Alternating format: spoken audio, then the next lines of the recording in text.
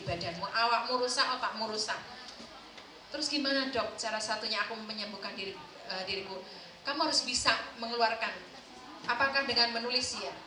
Sekarang dia gabung di FLP, dia membuat buku dan dia berhenti minum obat.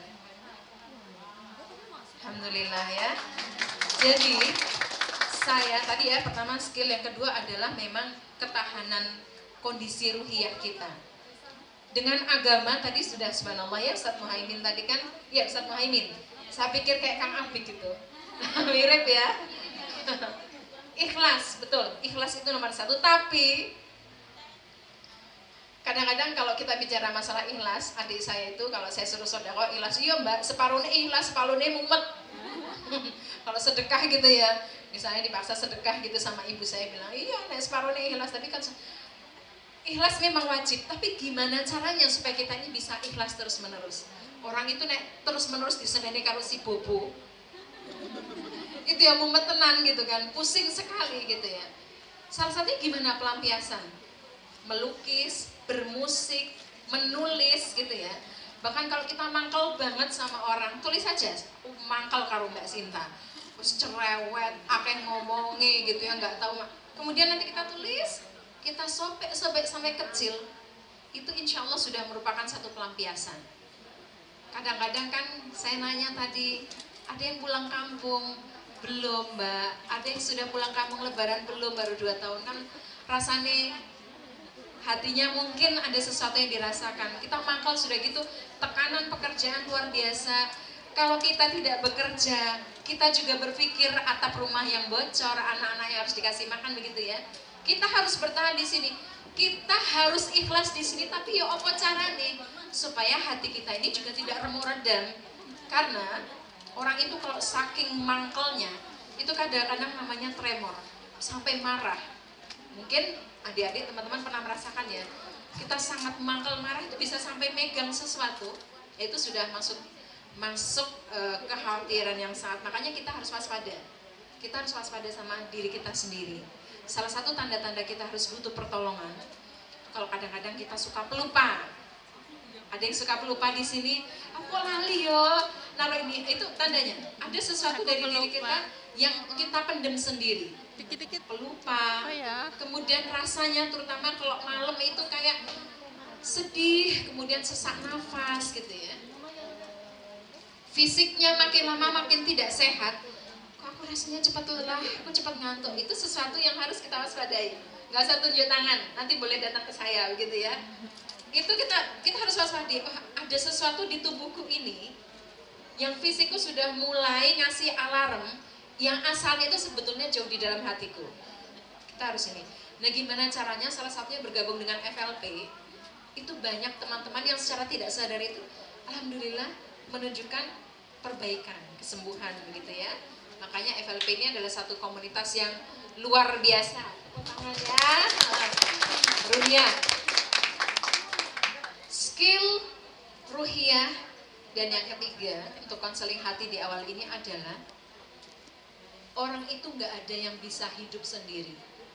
Pak SBY dia bisa mimpin Indonesia sendiri? Nggak bisa. Pak Jokowi bisa mimpin Indonesia sendiri? Nggak bisa. Pak Soekarno, Presiden Soekarno bisa mimpin Indonesia sendiri? Tidak bisa. Tidak ada. Nabi Muhammad, Nabi Isa pernah kemudian menjalankan visi misi kenabian sendiri? Tidak. Selalu butuh teman, selalu butuh sahabat. Inilah pentingnya komunitas. Misalnya kadang-kadang kita belum ya, aku koyo pengen cerita karo Bunda Sinta, tapi kok yo apa ya bisa dipercaya, nanti tahu-tahu ember bocor gitu ya. Nggak bisa. Aku pengen cerita sama Mbak Ita, tapi apa ya Mbak Ita ngerti, nanti jangan-jangan alah kowe ra koso, aku ya ra koso padha wae kok. Mbak aku njilih duitnya, aku ya ora duwe duit gitu. Kan gitu ya. Gimana, tapi kadang-kadang kita ketemu sama teman-teman kayak gini, bertemu manusia, bertemu orang itu menimbulkan satu rasa yang berbeda. Lihat orang, oh iya, dia aja ya susah. Kadang-kadang kita hanya dengan lihat teman kita, dia ya susah, aku ya susah, kok dia masih bisa tetap happy. Oh berarti ya aku bisa seperti ini. Dengan bertemu orang, makanya salah satu tanda-tanda kemudian kalau orang itu harus masuk rumah sakit jiwa, Itu ketika dia senangannya kalau patah hati. Wah, tadi ada yang patah hati yang galau. Sudah patah hati, mengunci diri di kamar, lampunya dimatikan, senangannya kerukupan bantal sama selimut. Wah, sudah pasti. Itu dia akan berakhir di rumah sakit jiwa. Tapi kalau kita patah hati, kita dimarahi, gaji kita dipotong, waduh, kemudian kita ditangkap, nggak bakal KTP nyebrang jalan, ya tadi Mbak. Tapi kita tetap punya teman. Itu insya Allah segala sesuatu, permasalahan seberat apapun, insya Allah masih bisa diselesaikan. Makanya kalau orang-orang keluar dari rumah sakit jiwa itu salah satu pesannya pada keluarganya, jangan malu punya saudara yang sakit jiwa. Justru dia harus diajak belanja ke pasar. Memang kadang-kadang dia lucu, hahaha, ketawa ketiwi sendiri. Tapi dia sedang belajar loh, dia sedang belajar. Makanya hati-hati kalau kita punya saudara atau punya yang sakit jiwa, jangan kemudian kita ledek-ledek dia ya. Nah, itulah kalau kita semakin lama punya masalah dan kemudian kita menutup diri kita akan semakin sakit, gitu ya. Jadi tadi apa? 3 hal yang harus kita lakukan di konseling hati tadi. Pertama, semakin meningkatkan skill dengan banyak, alhamdulillah. Bu Konjen tadi sudah bilang, Bu Helena itu sudah bilang kalau Hong Kong itu berbeda dengan yang lain-lain. Selalu ada pertemuan, selalu ada pelatihan, welcoming program ya, welcome program, kemudian ada apa ya, exit program gitu ya. Ada itu kalau bisa kita ikuti bagaimanapun cara. Yang kedua adalah apa tadi? Ruhiyah yang harus senantiasa ditingkatkan dengan mengikuti pengajian, apapun misi acara-acara keagamaan. Yang ketiga adalah jangan hanya sendirian saja ketika kita punya masalah. Kalau bisa kita memang cerita kepada orang. Dan sebetulnya ketika kita cerita sama orang ember bocor itu nggak masalah kok. Nanti kan yang sakit kan malah dia. Yang kita, kalau kita kan enggak, sebetulnya nggak masalah. Jadi kita jangan kemudian berpikir kalau aku cerita sama Mbak Ita, kalau aku cerita sama Mbak Ira, Mbak Dini, dia ember bocor, itu nanti persoalanku makin tersebar. Enggak. Saya pernah mendapatkan satu nasihat luar biasa dari seorang teman FLP yang baru saja pulang dari Mekah. Dia berkata seperti ini.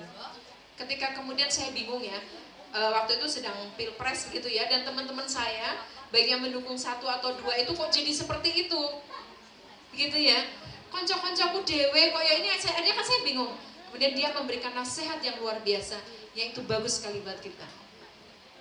Mbak Sinta, kalau fitnah akhirat itu semakin lama akan semakin besar. Tapi kalau fitnah dunia, percayalah itu akan mengecil dan hilang. Apa maksudnya? Fitnah dunia, fitnah akhirat itu seperti ini.